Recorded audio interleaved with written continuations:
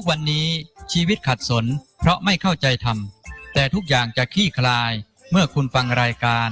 ภาษาคนภาษาธรรมนำชีวิตทุกวันเสาร์วันอาทิตย์ดำเนินรายการโดยพระครูเกษมพิษโสพล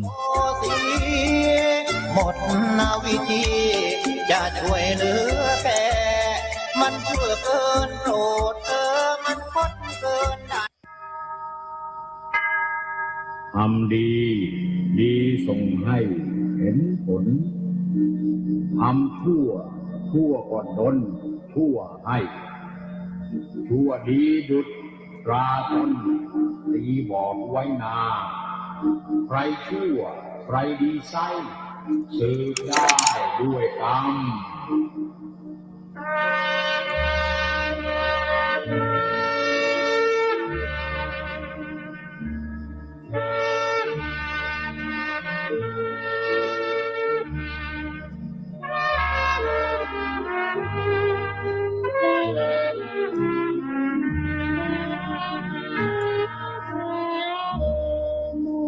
มนุษย์ในโลกนี้เกิดมาต่างมีบุญกรรมประจำตนใครผู้ดีมีรู้จนมนุษย์ปุถุชนไม่อาจหลุดพ้นตัณหา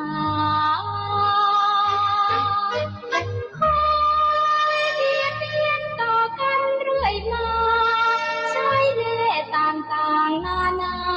ไม่นำพาผลกรรมความดี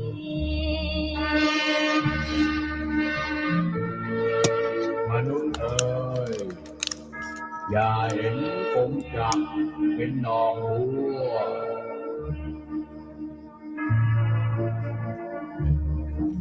ว่าเวรกรรมกันเถิดนา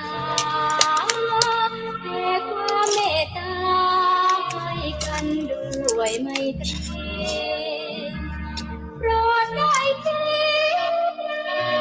ชีวิตคนไม่เห็นใครจะทนตีใครพ้นเป็นดีขอคิดสร้างสรรค์สิ่งดีเพิ่มบุญเพิ่มบารมีเพราะความดีเหมือนเงาตามติดตัวรอยตัวเวียนวงเวียนแห่งกรรมดีชั่วตัวเราทำเป็นกฎแห่งกรรมของทุกคน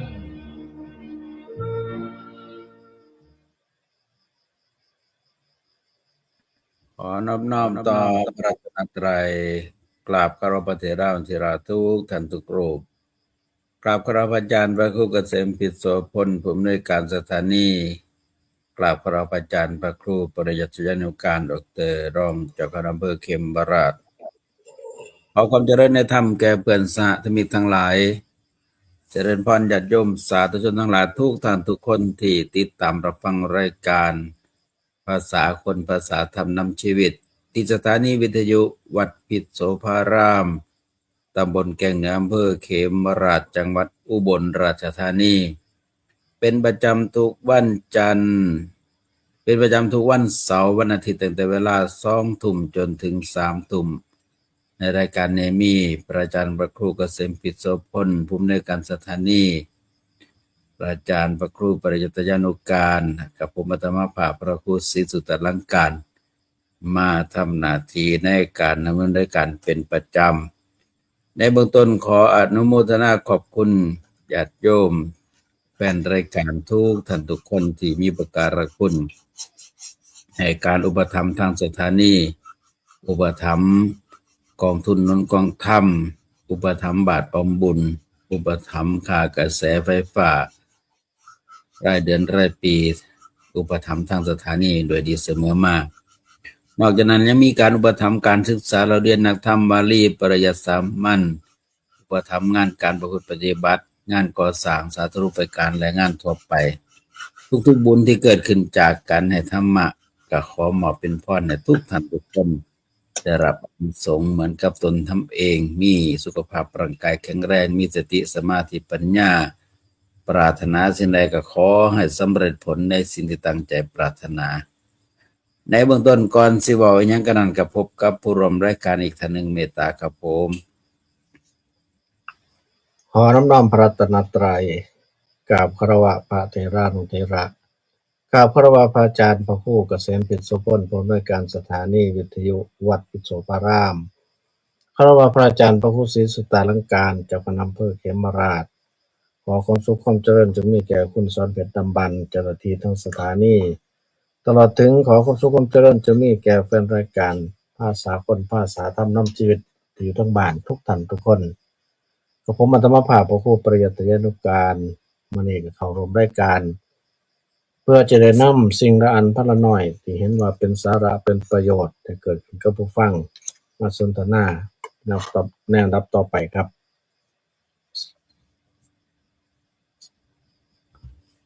ครับผมในมื้อนี้ก็มาด้วยกัน2รูปแล้วก็ในช่วงหลังนี่ห่างหายจากรายการไปหลายมื้อแต่เดินทางไกลแล้วก็มีไปบรรยายเปิดงานปฏิบัติธรรมแน่แล้วก็ไปบรรยายให้ธรรมะเป็นทานเลยบ่ได้เข้ารายการแต่ว่ามื้อนี้ไป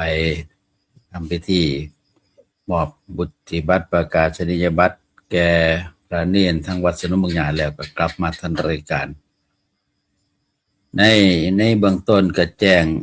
ข่าวงานบวชสามเณรภาคฤดูร้อนแห่งที่3หรือว่าศูนย์ที่3ที่วัดบุงขี้เหล็กตำบลนาแวงว่านมีผู้ลูกหลานมาบวช32รูปแล้วก็เหลือลูกเนนที่จบโครงการที่ธนว่าไปอีก6รูปตอนนี้ก็เป็น38รูปรวม30ทั้งสนุมเมืองหยาแล้วก็ได้100กว่าอยู่ก็นับรวมกันถือว่าเป็นผลงานในคณะสงฆ์อำเภอเขมราช แล้วก็มีงานปฏิบัติธรรมที่วัดนาฬิกาวัดนุ่นสูงตำบลหนองลุงท่า80กว่ารูปคนที่ปฏิบัติธรรมตั้งแต่วันที่20เป็นต้นมาก็แจ้งข่าวเชิญชวนญาติโยมผู้มีโอกาสเวลาไปเยี่ยมไปทำบุญเพื่อให้ผู้ประพฤติปฏิบัติได้มีกำลังในการประกอบความเพียรเป็นเนื้อหน้าบุญที่ดีเอาก็เลยแจ้งข่าวบอกบุญไป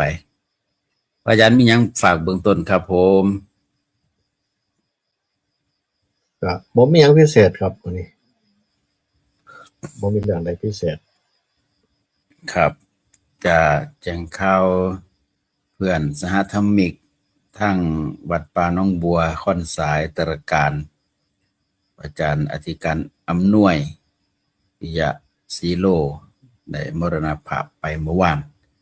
ด้วยอุบัติเหตุรถยนต์ก็ได้โพสต์ไปแล้วก็ส่วนพระครูจริยสารธรรมอดีตเจ้าคณะอำเภอนาดวงอดีตเจ้าอาวาสวัดป่าจริยธรรม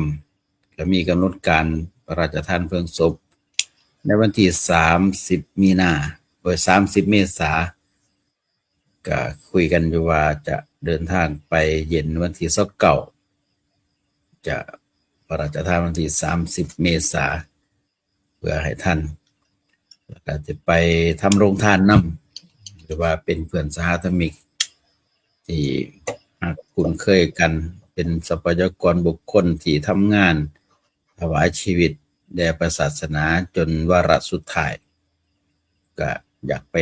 ทำบุญอยากไปอุทิศบุญให้ ถึงหากว่าบ่สามารถจะยับยั้งสัจธรรมคือเกิดแก่เจ็บตายได้แต่ว่าเขาก็มีสิ่งที่จะทำได้คือการทำบุญอุทิศบุญไปให้กันและกันถึงจะอยู่ปรโลกแต่ว่าก็ยังอุทิศบุญไปให้กันได้ก็เลยคุยกันเมื่อใดสิเดินทางก็เดินทางวันที่29มื้อนี้วันที่25 26 27 28 29เหลือเวลาอีก4มื้อญาติโยมท่านใดที่จะไปร่วมนำก็แจ้งความประสงค์ได้แต่ว่า เฮาก็บ่ทันได้ฮู้ว่าผู้ใดจะว่างจะสะดวก FC ที่คุ้นเคยกับเพิ่นอยากไปร่วม หรือว่ามีรถอยากเอาไปร่วมก็แจ้งความประสงค์เพื่อให้มีความชัดเจนในจำนวนผู้ไปแล้วก็สิไปจังใดเดินทางเวลาใดจะนัดกันหมายกันอีกเพื่อผู้ช้าผู้เร็วผู้ง่ายผู้สะดวกบ่สะดวกแต่ว่าการเดินทางกลางคืนก็สะดวกเลยว่ามันจะ ไปบ่ร้อนแดดเทื่ออยากนั่งทางหลังแต่ว่าสิ่งของที่เอาไปก็สิใส่ทางหลังเหลือจะไหนนั่งแคปถ้ามีหลายก็อาจสิไปรถตู้ประมาณนี้ก็สิสะดวกกว่ากันก็อันนี้เป็นข่าวเบื้องต้นที่ได้แจ้งข่าวถึง FC ญาติโยมแฟนรายการเป็นสื่อสารทางออนไลน์นอกจากนั้นแล้วก็ในช่วงเดือนเมษาปลายเดือนนี่โครงการบวชสามเณรภาคฤดูร้อนก็มีกำหนด จะออกรับบิณฑบาตสายต่างๆในเขตตำบลนาแว้งในเขตตำบลคำป้อมคือวันที่16มื้ออื่นนี่สามเณรประมาณ19รูป6:30 นาทีจะเดินทางไปรับบิณฑบาตที่ศาลากลางบ้านลาดเจริญบ้านลาดยาค่าบ้านบกม่วงบ้านบกม่วงน้อยอันนี้คือสายที่1จะไปรับบิณฑบาตส่วนสายที่2ก็19รูปคือกันจะไปรับบิณฑบาตที่ศาลากลางบ้านหนองเมืองซุมศาลากลางบ้านบ้านโพเมืองศาลากลางบ้านบ้านน้ำเมืองแล้วก็บ้านไซทองอันนี้สายบิณฑบาตมื้ออื่นส่วนวันที่27ก็6:30 นาทีแบ่งกันไปรับบิณฑบาต2สายสายที่1ของวันที่27เมษายนนี่ศาลากลางบ้านดอนติวกับศาลากลางบ้านม่วงเจียดศาลากลางบ้านบันเจียดศาลากลางบ้านนานวลศาลากลางบ้านดอนแสนพันนี่สายที่1ส่วนสายที่2 19รูปเวลา 6:30 นาทีที่ศาลากลางบ้านห้วยย่างศาลากลางบ้านหน้าหน่อยนาเราศาลากลางบ้านซ้ำแยกโพไส้ศาลากลางบ้านดอนโดศาลากลางบ้านยังเครือแจ้งก่อนล่วงหน้าจักมื้อ1 2มื้อญาติโยมท่านใดที่อยู่ทางตำบลนาแว้งมื้ออื่นต้อนรับสายบิณฑบาตลูกเนนการตำบลเกียรติมื้อฮื้อวันที่27ตำบลเกียรติหัวหน้าก็ต้อนรับส่วนวันที่18เมษายนนี้6:30 นาทีสายที่19รูปอยู่ศาลากลางบ้านบ้านอีเติงศาลากลางบ้านบ้านโคกสว่างบ้านตาดผู้ขามบ้านนาซุมใต้บ้านสีโคกกลางสายที่2 19รูปอยู่ศาลากลางบ้านตาแหล้วบ้านม่วงเฒ่าบ้านหัวหน้าบ้านดาวขะนองบ้านชาติเจริญของวันที่18อันนี้แจ้งข่าวไว้เพื่อบอกต่อๆกันไปคาดว่าหนังสือคงจะถึงมือกำนันผู้ใหญ่บ้านประสานญาติโยมทั้งเจ้าอาวาสได้ละแต่ว่าก็ประกาศทางวิทยุให้ตรงนี้เรื่องบิณฑบาตพระอาจารย์มีหยังเพิ่มเติมครับผมลูกหลานไป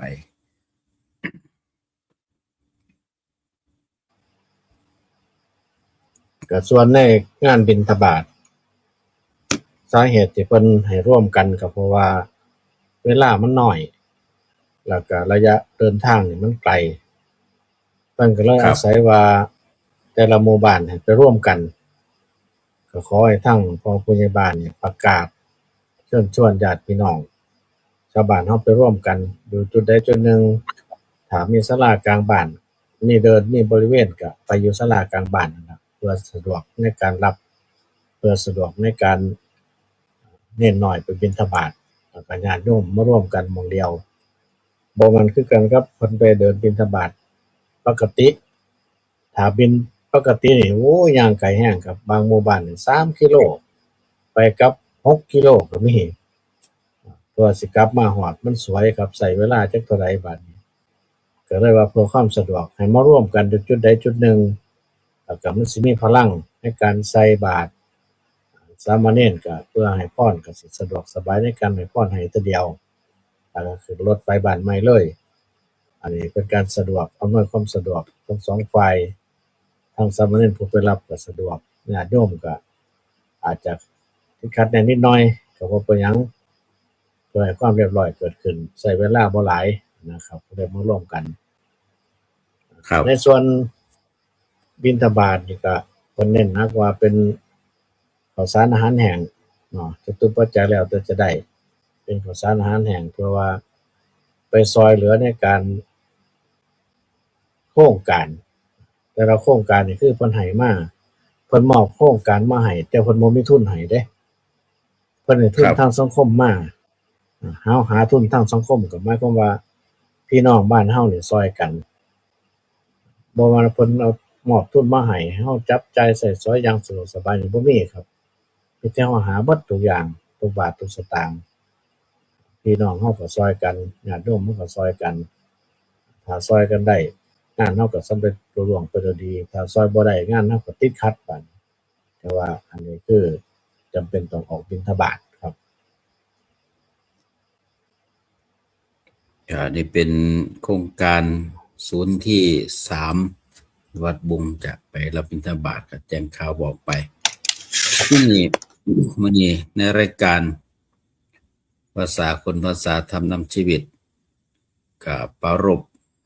ในเรื่องการเป็นอยู่ของชีวิตในโลกนี้ละมีการท่องเที่ยวในวัฏสงสารเพื่อให้เกิดความปลอดภัยหรือว่าเกิดความเบาจากทุกข์โดยว่าในการเป็นอยู่ในโลกณปัจจุบันนี้หลายๆคนก็บอกว่าเป็นทุกข์มีหลักประกันสาเหตุที่จะเว้าเรื่องนี้ก็เพราะว่ามีลูกศิษย์ทักทางเฟซมาบอกว่าหลวงตาบ่เฮ็ดประกันชีวิตบ่ว่าซั่นก็เลยมาได้ข้อคิด ที่เขาเสนอมาบอกว่าการทำประกันชีวิตประกันในที่หมายถึงว่ามีเงินฝากไว้เก็บไว้ในวันที่เฮาเจ็บไข้ได้ป่วยเข้าโรงพยาบาลก็มีเงินในการดูแลสุขภาพค่าอยู่ค่ายาค่าหมอแต่มื้อใดตายจากโรคนี้ไปก็จะมีงบในการจัดงานศพอันนี้คือความหมายแต่ว่ากว่าสิได้เงินประกันมาใส่จ่ายในงานบางเทื่อตายไปแล้ว3 เดือนจึงได้เงินประกันก็บ่ทันการทันงานทันใส่คือเก่าผู้ที่ได้ใส่บ่แม่นผู้ตายแต่ว่าผู้ที่ได้ใส่คือผู้เป็นอยู่บางเทื่อญาติกันมีปัญหาอีกต่างหาก ก็เลยอยากมาเว้าว่าสิ่งที่เฮาเฮ็ดคุณงามความดีทั้งทานศีลภาวนานี่เท่ากับว่าเฮากำลังเฮ็ดประกันชีวิตประกันให้ในการท่องเที่ยวในวัฏสงสารบ่ให้มีความทุกข์ยากลำบากให้มีการตกไปสู่ฝ่ายต่ำคืออบายภูมิอันนี้ก็เลยอยากเว้าในเรื่องนี้ให้พระอาจารย์พระครูเพิ่นได้เกริ่นนำก่อนว่าคำว่าประกันเนี่ยมันมีประกันนอกประกันในประกันโลกนี้ประกันโลกหน้าว่าจังไดครับผม ประกันชีวิตคำว่าประกันชีวิตเนี่ยบ่แม่นว่าประกันไว้แล้วบ่ว่ามันสิบ่ตายเด้ตายคือกัน ว่ามันประกันบ่ให้ตายไว้บ่ บ่แม่นตายคือกันครับ ครับ บ่ว่าคนเอาประกันคุมื้อนี้คือมันมีอยู่2ฝ่ายฝ่ายหนึ่งฝ่ายเสียก็คันสมมุติว่าเสียค่าประกันคันถ้าตายแล้วก็สิได้เงินหลายเขาสิให้เงินอย่างหลายฝ่ายหนึ่งก็คือเอาเงินเข้าไปเฮ็ดจังได๋ก็จังสิบ่ตายบัดนี้คือคันตายแล้วสิเสียหลายก็ต้องเอารายชื่อเขานี่ไปทำบุญให้เพื่อเขาอยู่รอดปลอดภัยบ่เป็นอันตรายเมื่อจบแล้วจบโครงการสมมุติ20 ปีก็คืนเงินมาบ่หลายครับให้กำไรมานิดหน่อยก็ถือว่าบริษัทได้กำไรไปอันนี้เป็นประกันชีวิตทั่วๆไปผู้ดำเนินงานก็คือพนักงานผู้ไปผู้มาผู้นี้ก็ได้ในส่วนหนึ่งบริษัทก็ได้ในส่วนหนึ่งนี่ประกันชีวิตส่วนธรรมดาแต่ว่าบาดนี้ประกันชีวิตนี่ถ ถ้าอยู่ในวัฏสงสารทุกจันทร์พระครูกล่าวนี่เฮ็ดจังไดมันจังสิบ่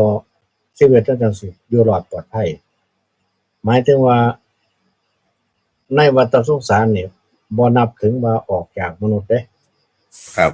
ถ้าออกไปจากมนุษย์ก็คือว่าผิดแล้วนั่นมันประกันบ่ได้แล้วเท่านั้นประกันคือต้องเป็นมนุษย์นี่ล่ะอย่างขี้ร้ายก็ขึ้นไปสู่สุคติลงมาก็มาอยู่นำมนุษย์อันนี้คือว่าวัฏสงสารตัวนี้บ่เอาลงไปต่ำกว่านั้น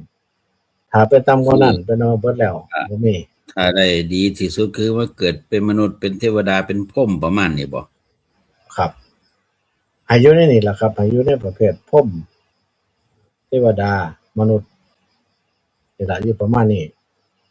บ่ให้ลงต่ำกว่านั้นถ้าเข้าสู่อบายแล้วนี่ถือว่าเสียหายเลยบัดนี้เบิดเลยนี่ล่ะเพิ่นว่าป้องกันบ่ให้ตกไปสู่อบายให้อยู่ในสามอย่างนี่มนุษย์เทวดาพรหม ครับ เอาซ้ำนี่ครับอยู่ในหันแต่ว่าอีหยังมันสิพาให้เฮาไปอยู่ในสั่นในสามอย่างนี่นอกจากหลักธรรมคำสอน หรือว่าง่ายๆว่านอกจากศีลธรรมบ่มีเด้ศีลธรรมเท่านั้นที่ช่วยเหลือเฮาให้เฮาไปสู่สามอย่างนี้ได้ในการท่องเที่ยวในวัฏสงสาร ครับ บางเทื่อคันถามว่าเฮาบ่มีศีลเอาศีลตัวเดียวนี่ล่ะหรือว่าศีล5นี่ซะบ่มีศีล5นี่มันไปได้เด้อครับบัดนี้เช่นว่าหลงพลาดพลั้งไปทำลายชีวิตเขาแล้วก็จิตไปยึดในหันบ่เคยประพฤติปฏิบัติจักเทื่อบ่เคยประพฤติปฏิบัติธรรมจักเทื่อจิตใจมันก็เศร้าหมองมัวหมองถ้ามันเศร้ามันหมองนั่นล่ะครับมันเป็นบาปแล้วบัดนี้ความเศร้าหมองคือเป็นบาปเป็นกรรมแล้วไปสู่อบายได้ง่ายๆก็เบิดบัดนี้ไปสู่อบายแล้วเพื่อสิโง่มาได้นี่โอ้ยยากแสนยากบ่แม่นธรรมดาเด้แต่ว่านี่ก็คือประกันบ่ให้ตกไปสู่อบายภูมิถ้ามันธรรมดาก็คือบ่ให้ตายประกันบ่ตาย แต่ความจริงนี่มันตายอยู่แล้วล่ะประกันชีวิตนี่ก็ทำเป็นพิธีว่าสิได้ของกันและกันเป็นจั่งใดทั้งสองฝ่ายเฮ็ดแนวนั้นแต่ว่าบัดนี้เฮาก็มาเว้าเรื่องคันสิเว้าเรื่องก็คือเว้าเรื่องว่าศีล5นี่ล่ะตัวมันสิทำให้เฮานี่ประกันชีวิตของเฮาได้ประกันฆราวาสญาติโยมได้ประกันของพระเจ้าพระสงฆ์ประกันของนักบวชนักประพฤติปฏิบัติได้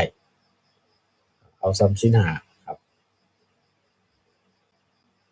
อันนี้เป็นถือคำว่าชั้นต่ำก็ต่ำอยู่ถ้าสิเอาขึ้นสูงไปกว่านั้นก็ทานศีลภาวนาก็ได้ตัวนี้เอาทานเข้ามาใส่ในเอาภาวนามาใส่ในก็แฮ่งดีขึ้นไปเพราะว่าอานิสงส์ของภาวนานี่ก็ขึ้นสูงกว่าศีลอยู่แล้วกว่าทานอยู่แล้วก็สิขึ้นสูงพุ่นล่ะเป็นพรหมเป็นหยังไปพุ่นล่ะมันมีคำหนึ่งเคยเห็นเคยผ่านแต่ว่าหั้งคิดบ่พ้อว่ามันอยู่ในขออิหยังมันอยู่ในไส คำใดครับ เพิ่นบอกว่าคนเฮานี่เพิ่นว่าไงเบิ่งว่าศีลแต่ละข้อนี่เพิ่นให้ศีลแต่ละข้อเพิ่นให้20%หมายถึงว่าคันถ้าเฮามีศีลเต็ม100%นี่นั่นล่ะเป็นเทพพุ่นเด้อบัดนี้ถ้าเฮาลดลงข้อหนึ่งก็ยัง80ยังเป็นมนุษย์อยู่แต่ว่าหั้นจิตใจอยากไปแล้วเด้อบัดนี้ถ้า2ข้อก็ยังอยู่60สิลดลงมาบัดถ้าเบิดศีลทุกข้อแล้วบัดกลายเป็นสัตว์ประหลาดไปกลายเป็นสัตว์ประหลาดเด้อบัดนี้เพราะว่าคนเฮาถ้าบ่มีศีลนี่เพิ่นว่ามันบ่แม่นมนุษย์แล้วเด้มันเป็นแนวอื่นแล้วเด้นั่นกลายเป็นสัตว์ประหลาดไปเพิ่นเฮ็ดเป็นชาติไว้นี่ล่ะผมก็จำบ่ได้ต้องอยู่ในอิหยังนี่ล่ะเพิ่นว่าถ้ามันขาดศีลขาดข้อหนึ่งการเป็นคนลดลงสุดท้ายเบิดทั้ง5ข้อนี่กลายเป็นสัตว์เดรัจฉานกลายเป็นถ้าเพิ่นว่าเพิ่นเป็นอสุรกายไปเลยนะตัวนั้นคือบ่มีหยังแล้วเพิ่นเป็นการชี้วัดว่าศีลนี่มีความสำคัญส่ำใด แต่ว่าบาดนี้เฮาสิคุยเรื่องเบญจศีลก็ได้ครับตอนนี้เบญจศีลเพราะว่าเบญจศีลนี่เป็นพื้นฐานของหลายแนวเด้การสิมาเกิดมนุษย์ ตัวหนึ่งที่บอกว่าเข้าประกันนี่ต้องสร้างหรือว่าสร้างรับประกันในตัวเอง โดยเฉพาะในเรื่องศีลกับภาวนาเนี่ยต้องเฮ็ดเอาเอง ส่วนทานพอฝากได้แต่ว่าศีลกับภาวนาต้องสร้างรับประกันให้แก่ตัวเอง ครั ถึ บ งขนาดว่าตัวประกันนี่คือในขณะที่มีการพลัดพรากประกันได้บ่ว่าสิบ่เสียใจ มันเลิกไปพุ่นเด้ถ้าสำหรับภาวนานี่ถ้าหากว่ากายนี่แตกไปประกันได้บ่ว่าสิบ่ตกนรกบ่ไปเกิดเป็นเปรตอสุรกายสัตว์เดรัจฉานประกันมั่นใจได้บ่ว่าต้องมาเกิดเป็นมนุษย์ไปเกิดเป็นเทวดาไปเกิดเป็นพรหมหรือหากว่าร่างกายนี่จะแตกไปเฮ็ดจังได๋สิบ่เป็นทุกข์ในเมื่อมันแตกไป หรือในขณะที่สิตายเฮ็ดจังได๋สิมั่นใจทำใจมีความหนักแน่นมั่นคงบ่เสียใจกับสิ่งที่มันเป็นจริงที่มันปรากฏพระองค์เพิ่นได้สอนให้สาวกตลอดถึงอุบาสกอุบาสิกาได้ฝึกเพื่อให้จิตดวงนี้มีกำลังในการต้านทานมีภูมิต้านทานบ่ให้เป็นทุกข์กับสิ่งที่เป็นจริงมันปรากฏพอฟังมึงแล้วมันเป็นสิ่งที่เฮ็ดยากจะว่าหลายๆคนให้ทานเพื่อสร้างหลักประกันว่าเกิดชาติหน้าสิบ่ทุกข์ยากลำบากเรื่องโภคทรัพย์บริวารแล้วก็ปฏิบัติศีลเพื่อเกิดภพหน้าชาติหน้าสิได้เป็นผู้มีสุขภาพร่างกายแข็งแรงอายุยืนบ่ตายง่ายแถมยังได้ภาวนาเพื่อจะมีหลักประกันว่าสิบ่เป็นคนยากคนจนปัญญาแตกฉานในอาจในธรรมในปฏิพันธ์ในภาษาเฉลียวฉลาดสร้างประกันไว้ถึงหากว่าผู้อื่นจะเห็นหรือบ่เห็นหูหรือบ่หูแต่ว่ามันมีอยู่ในจิตได้ใจแล้วอันนี้เป็นสิ่งที่จะได้ใส่ได้ประกันในการท่องเที่ยวในวัฏสงสารฝากไว้ตัวนี้ก่อนครับผม ครับมาในคนเฮาการว่าสิไปสู่ภพหน้าสิไปตกอบายภูมิหรือบ่ตกอบายภูมิเนี่ยต้องฝึกฝนนะครับชัดเจนเลย ครับ ซ้ำว่าเฮ็ดจังได๋เฮาจึงสิมีสติซ้ำนี่ก็บ่แห้งแล้วเด้ก่อนตายมีสติบ่หลงตายพุ่นน่ะมีครูบาอาจารย์บางรูปเพิ่นว่าโอ้ยว่าซั่นตายแบบพ่อใหญ่นี่ใครแม่ตายก็บ่รู้สึกมันตายไปเลยโลดพุ่นน่ะคือนอนหลับแล้วไปเลยนะถ้าเห็นคุณหลวงพ่อใหญ่แต่คราวตะกี้เพิ่นได้ยินนะเพิ่นเฮ้ยบ่แนวมันดีซะบอกเพิ่นน่ะนั่นแหละมันหลงตายได้นั่นเพิ่นว่าตายแบบมันหลงตายตัวนั้นเพิ่นว่า ครับ ตายแบบนอนหลับไปเลยนั่นจิตจะเป็นแนวใดแต่มันตายเพิ่นว่า มันบ่ได้สติเป็นบ่ มันบ่มีสติได้แนวนั้นเพิ่นว่า เผลอๆ อั อาจ นนั้น จะ ดีเนี่ยคือ ฝันร้ายแล้วก็ตาย แม่นครับ มันบ่แน่นอนเพิ่นว่าคันหลงตายแล้วนี่ก็แน่นอนนะครับเดรัจฉานพุ่นแหละเป็นที่ไป ครับ เพราะว่าความหลงเด้โมหะเดี๋ยวมันเกิดขึ้นมา เพราะฉะนั้นเพิ่นจึงบอกว่าในขณะที่เฮาดำเนินชีวิตอยู่นี่เพิ่นให้มีสติทุกเมื่อปฏิบัติธรรมทุกเมื่อเป็นหยังก็ตามให้เฮามีสติในการดำเนินชีวิตเป็นหยังก็ตามอ่านหนังสือเขียนหนังสือเดินทางเป็นหยังก็ตามต้องมีสติตลอดนั่นเพิ่นถือว่าเป็นผู้ปฏิบัติธรรมเฮาก็สิบ่หลงบ่ลืมบัดนี้การเว้ากันหยังก็บ่หลงบ่ลืมการทำงานบ่หลงบ่ลืมถ้ามันมีสมาธิอยู่ในตัวถ้าขาดสมาธิแล้วนี่เพ้อเปิ้นๆย่างขึ้นไปเทิงบ้านเทิงเรือนว่าสิไปเอาของขึ้นไปแล้วอ้าวจักสิเมาหยังบัดเหงื่อก็เว้ออยู่ลงไปใหม่บ่จื้อซ้ำว่าเจ้าของสิเอาไปเอาหยังโอ้น่ะเพื่อสิขึ้นได้ หลายนาทีผ่านไปจังขึ้นได้ ครับ ถ้าเป็นแนวนั้นก็แสดงว่าสติเฮาบ่สมบูรณ์เฮาต้องฝึกฝนใหม่ให้มีสติทุกอิริยาบถทุกอย่างต้องอยู่ในสมาธิตลอดจังชื่อว่าเป็นการปฏิบัติธรรมมีครั้งหนึ่งเว้าอีกซ้ำอีก ครับ หลวงพ่อทวินสุญญธาตุเพิ่นแก้ปัญหาของพยาบาลว่าจะปฏิบัติธรรมได้ยังไงเวลาช่วยคนอยู่เวลารักษาคนอยู่จะมัวแต่ไปหลับตาปฏิบัติธรรมอยู่นั่นเดี๋ยวคนป่วยเขาตายพอดีก็ได้หลวงพ่อผมเลยอ้าวแสดงว่าเดี๋ยวคนนะหลวงพ่อเลยบอกว่าเดี๋ยวแสดงว่าคุณเนี่ยยังไม่เข้าใจเรื่องปฏิบัติธรรมไม่จำเป็นต้องหลับตา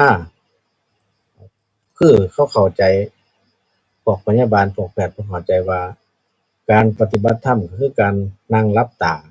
กำหนดลมหายใจนะครับเพิ่นว่าเป็นแนวนั้นเพิ่นว่าแต่หลวงพ่อเพิ่นแก้ไขว่าบ่แม่นแนวนั้นให้มีสติทุกเมื่อ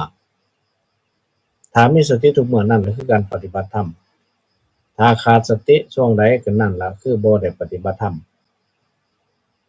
ธรรมะย่อมรักษาผู้ประพฤติธรรมเพิ่นก็เว้าถึงว่าแม้แต่ว่านักกีฬานี่ครับนักกีฬาที่กำลังสิโดดก็ดีกำลังสิกระโดดโลดเต้นแล่นก็ดีหยังก็ดีนี่เขามีสมาธิทุกวินาทีเดะนั้นถ้าบ่มีสมาธิเดี๋ยวมันก็สะดุดครับสะดุดขาเจ้าของแหน่ไปสะดุดนั่นสะดุดนี่สุดท้ายก็เกิดอันตรายแพ้ไปในที่สุดแต่คันถ้ามีสมาธิแล้วนี่มันก็สิไปได้สะดวกครับ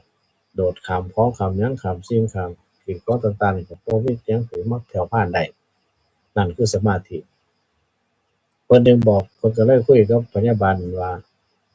ถ้าคุณไปหลับตาในขณะที่ไปรักษาแสดงว่าคุณไม่ได้ปฏิบัติธรรมก็คือต้องมีสมาธิในการปฏิบัติในการทำงานทุกอย่างต้องมีสมาธินั่นคือการปฏิบัติธรรม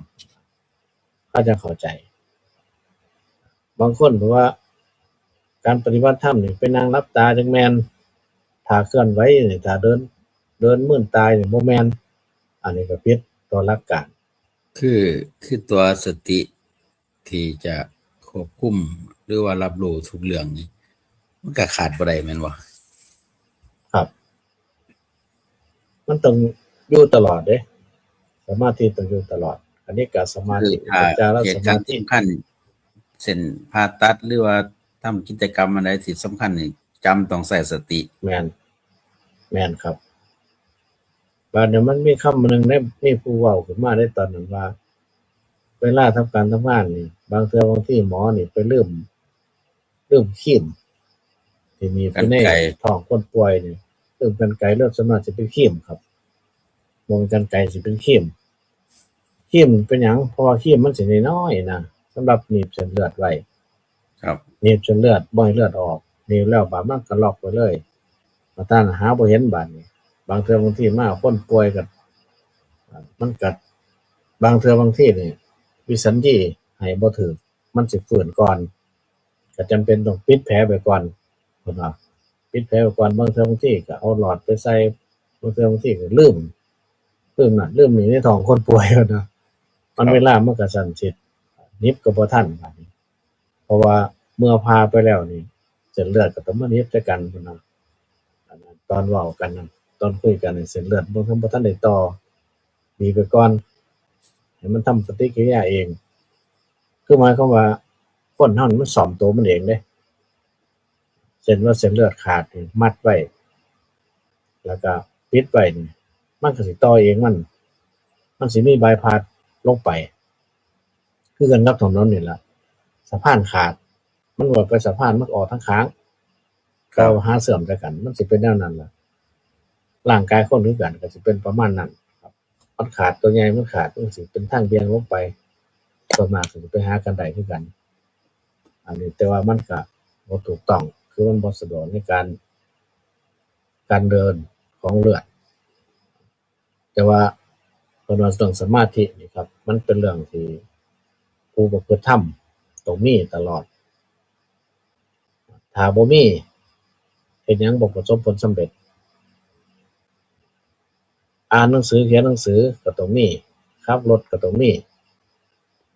แต่ว่าหมดน้ำนี่ต่างๆแม่นเบิดล่ะครับอยู่ในนั้นทุกอย่างต้องเตรียมพร้อมมีสมาธิมีสติมีสมาธิอยู่ในนั้นเป็นการปฏิบัติธรรมครับ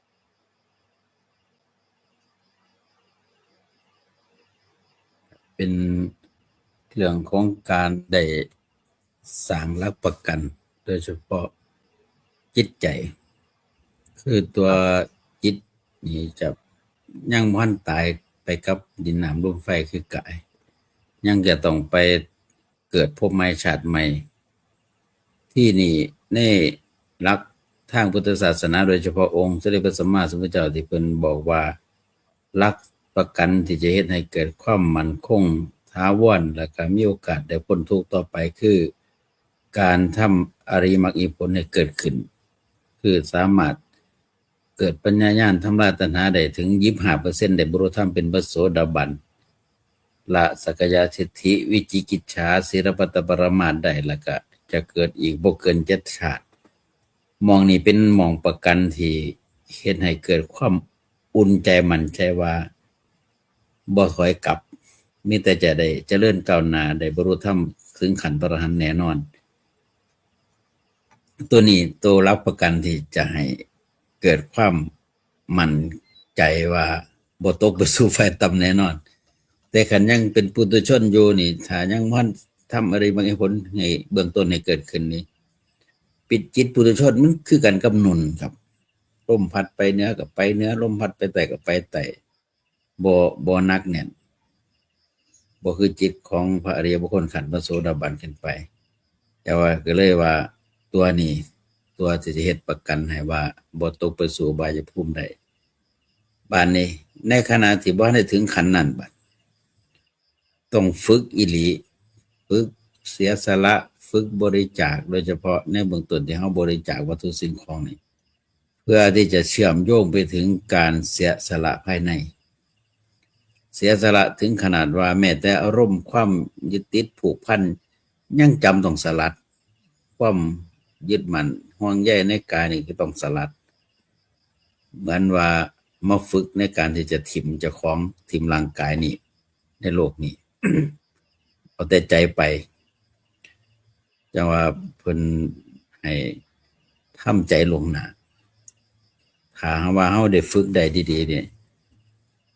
ก็จะได้มั่นใจว่ายามมื้อใดสิถึงวาระสุดท้ายสิบ่ทุกข์กับเรื่องสิเผชิญคือความตายสิบ่เสียใจในเมื่อสิถิ่มกายไว้สิบ่โศกเศร้าบ่มีเวทนาบ่มีความทุกข์ในมื้อที่จะจากโลกไปมองนี่ลองมองประกันอีกแบบหนึ่งสิเฮ็ดได้บ่ซั่นน่ะถ้าจะเฮ็ดได้ก็ต้องฝึกคือว่าน่ะไปเข้ากรรมฐานไปเบิ่งเฝ้าเบิ่งรูปเบิ่งนามเบิ่งขันธ์เพื่อให้ได้เห็นทุกข์เห็นโทษของมันแล้วก็รู้จักในการทำจิตทำใจปล่อยวางในเมื่อมันสิแตกไปประกันคือกันได้นี่ครับครับในเรื่องการสละออกสละนี่คันถามว่าเทียบกับสมัยพุทธกาลสมัยก่อนภาษาวกก็ดีบางครั้งบางทีก็เป็นโพธิสัตว์ครับเป็นผู้บำเพ็ญเพียรผู้บรรลุก็มีบ่น้อยก็เพิ่นสละสมบัติเพิ่นทั้งหมดอย่าง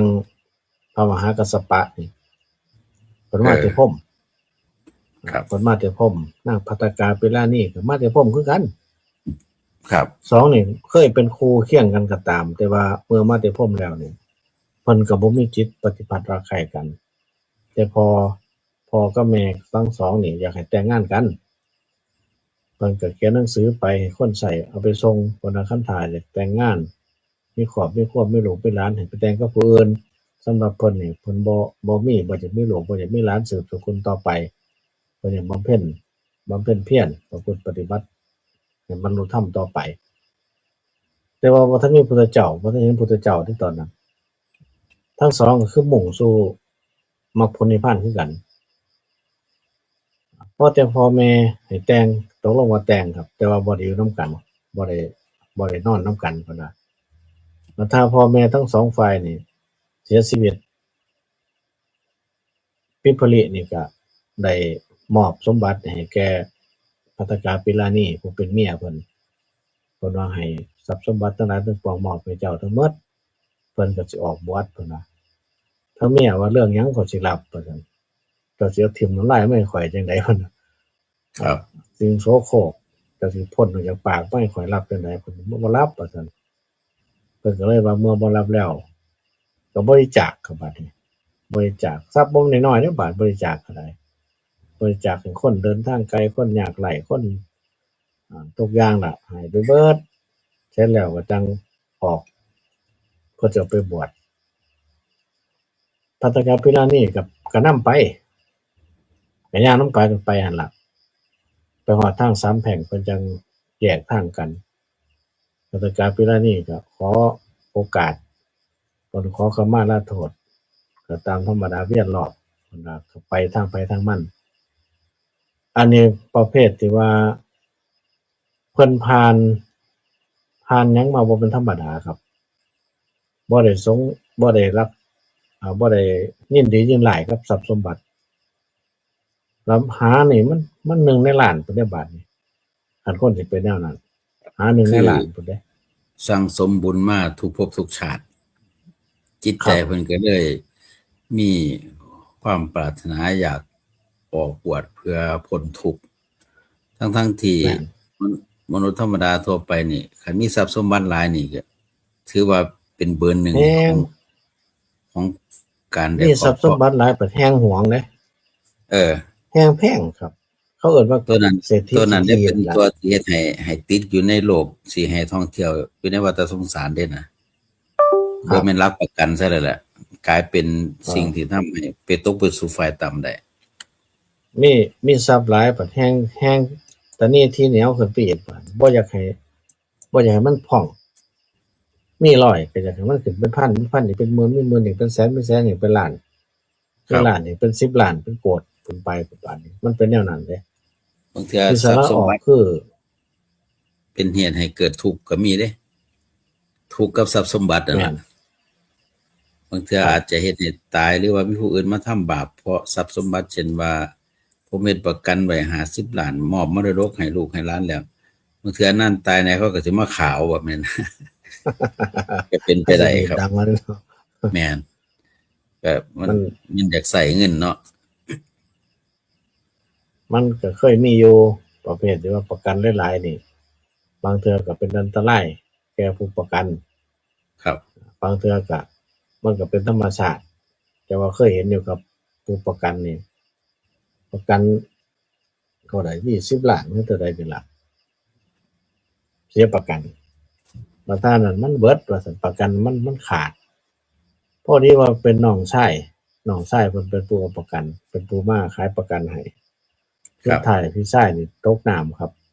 อุบัติเหตุทางรถยนต์ตกน้ำตายเขาสอบนี่ครับ สอบแล้วสอบอีกสอบคนอยู่บ้านนี่สอบผู้เป็นเมียแน่สอบลูกแน่สอบลูกชายนี่เพิ่นตอนนั้นเพิ่นบ่ทันได้บวชดอก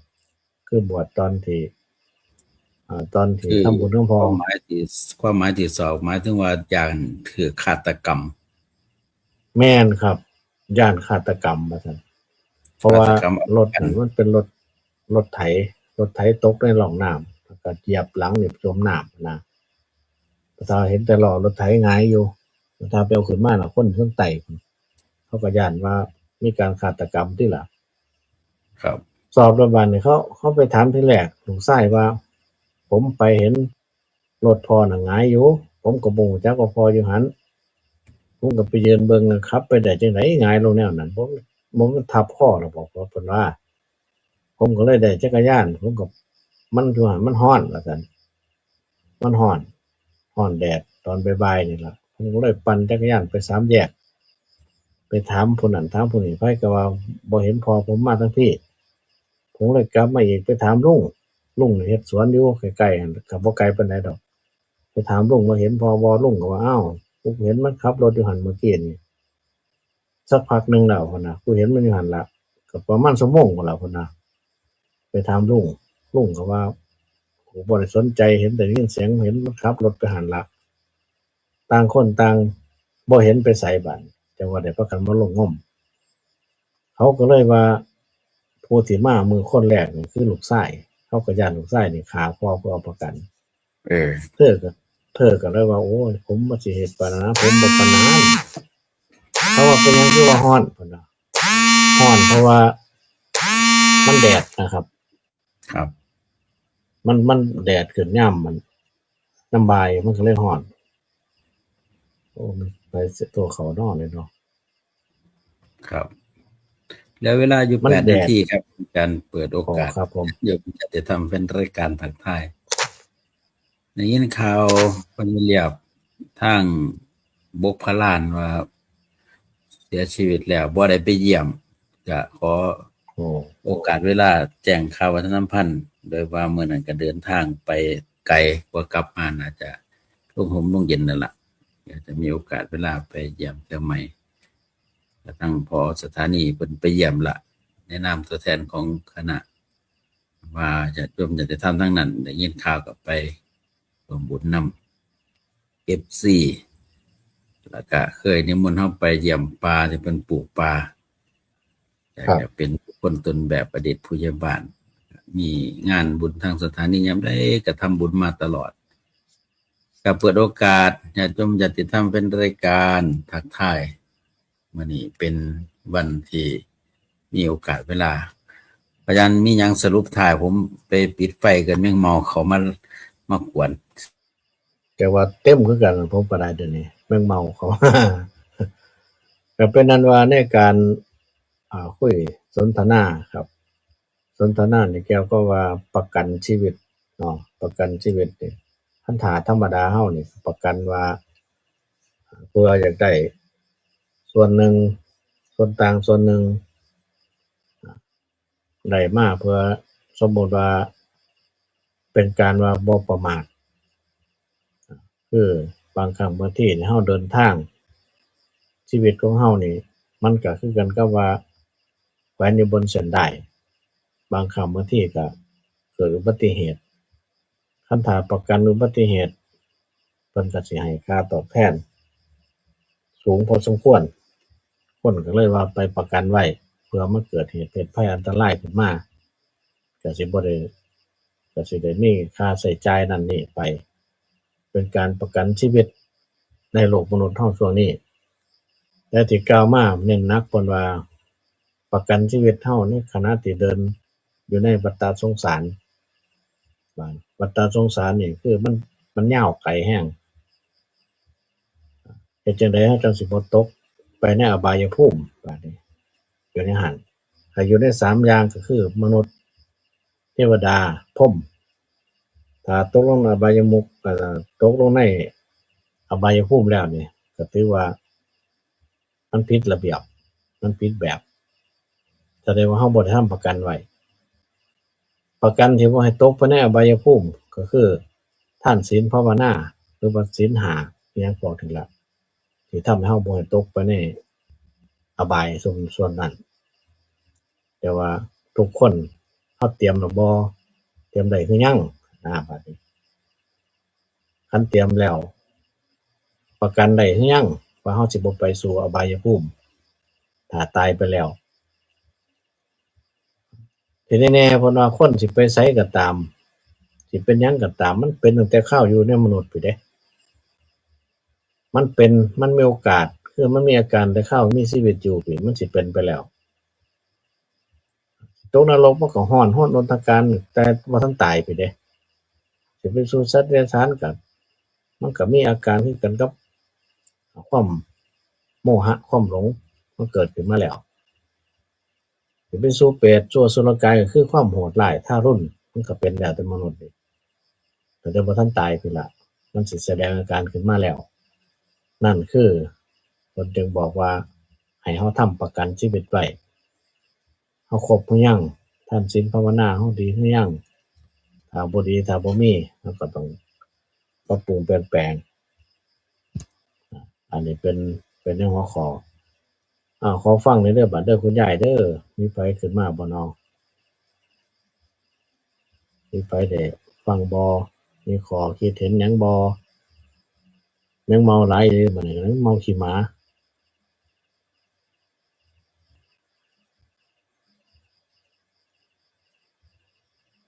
ฝนมื้อเช้านี่บ่แห้งแต่ว่าก็คือสิตกทั่วแหน่อยู่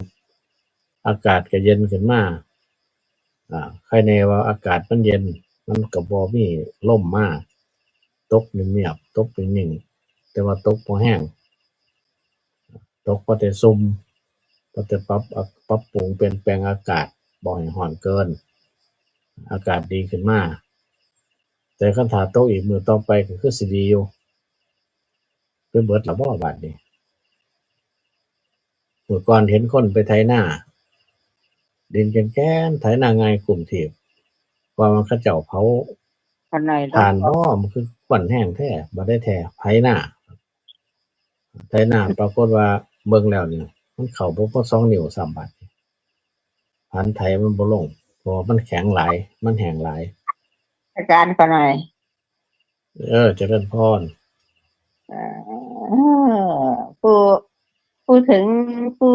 บริสุทธิ์เป็นอาจารย์อันนิรุตน์และเนาะคนหน่อยเนาะทำงานจนหมดเศร้าลมหายใจ ผู้คนถึงแห่งวะ จังว่าเว้ากันอยู่ว่า ก็ จะ น้อย เป็นจังได๋ล่ะ เขาน้อยโอนเขาให้พระผู้อันเกษมแล้วเขาน้อย อืม ไปทำบุญนำมันบ่ได้ไปทั้ง